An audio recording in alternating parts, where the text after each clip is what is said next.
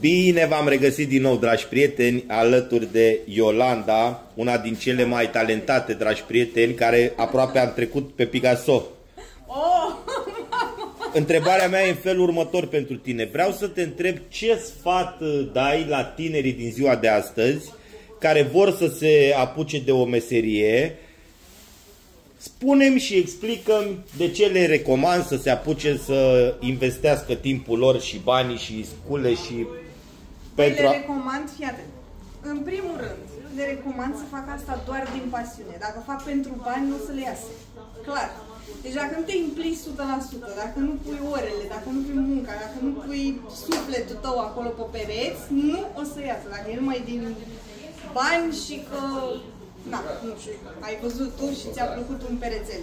Nu îți iese. Trebuie să faci cu pasiune. Ăsta e singurul meu sfat. Și atunci nu se ți se pare nici greu, nici mult, nici niciun fel. Și o să vină și bani. Asta e clar. Mulțumim foarte mult de răspuns. De drag. Și spor la muncă. Doamne ajută! Mulțumesc să fie la toată lumea.